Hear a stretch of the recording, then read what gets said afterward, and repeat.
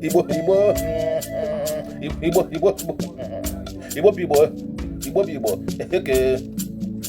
ekele m ụnụ otu a ka m si na-anabata unu na n'ihe omume OREJIELA joint. So were mmanye gị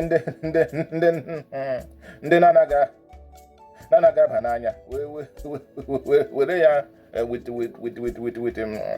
ụgba abacha ka ndị agwụrụ agwụ bịa keta nso ka anyị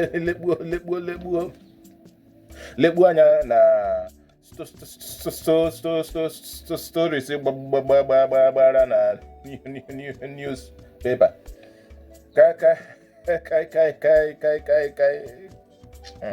ọwụ ka anyị malite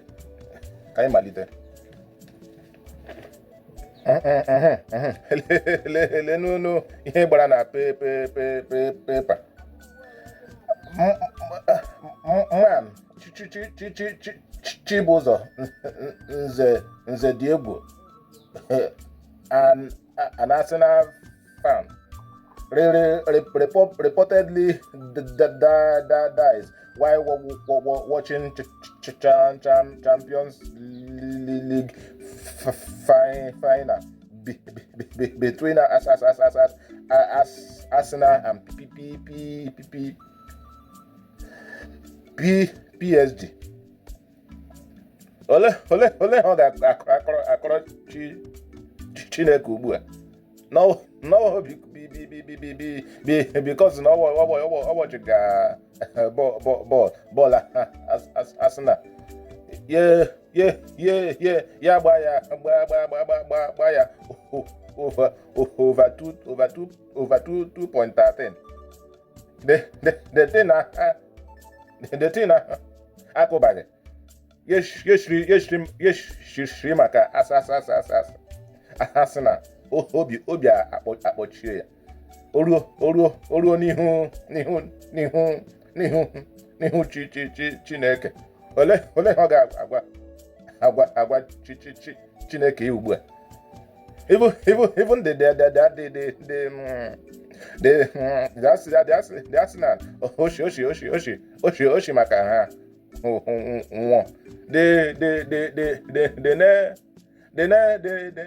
The next after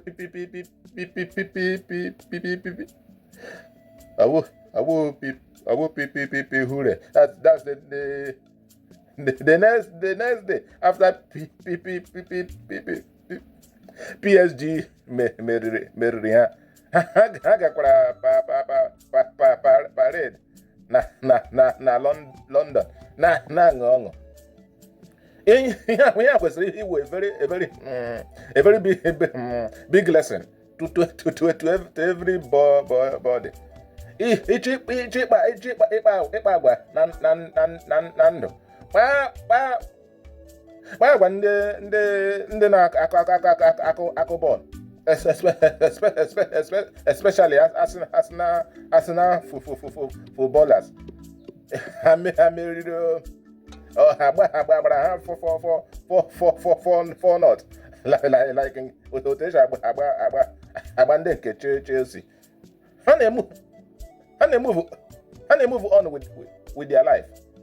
So always move on.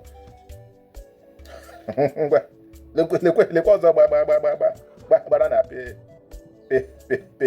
pepa. Epi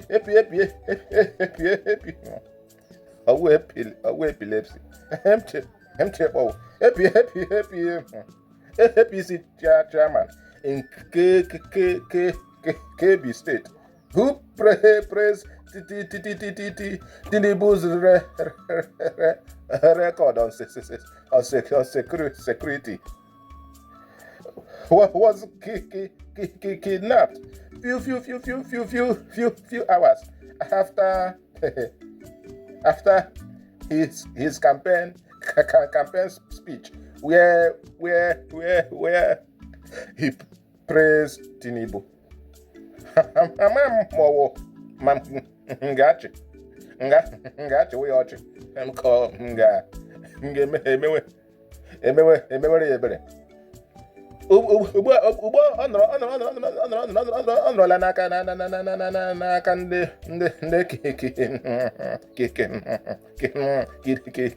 kidnappers ndị a na-arịọ ka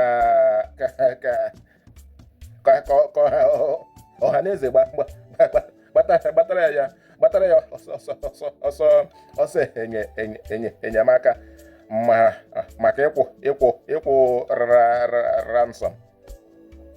Ha che na ọwụ on your mandate we shall stand. N'ọhịa ga-esevu ya. Ugbu a ndị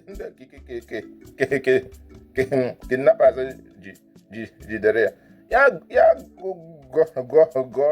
gọrọ ha oyo mandate we shall stand. Marazi ma ha ga-erelizi ya ka ọ ka ha eberi ya ka kanda. Our situation very very bad. Lekwa ọzọ gbara na newspaper. Anambra State government arrest and drags to court eight pastors for performing RNG miracle and exploiting unsuspecting members of the public. Ana m asị Charles Soludo jide nke iji, because ọwụ sọsọ ị na-achụ akwa ọkụkọ tiwara akị. Enwekwara ndị nke wụ akwa mbe tiwara watermelon. Because even picture ndị ahụchara ụfọdụ pastọ ndị ebe ha na-ebu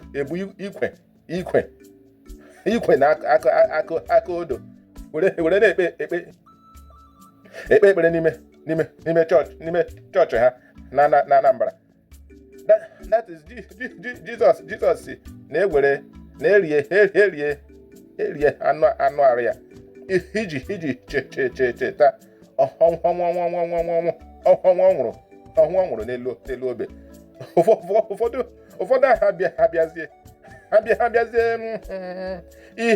iri anụ arụ Kraịst.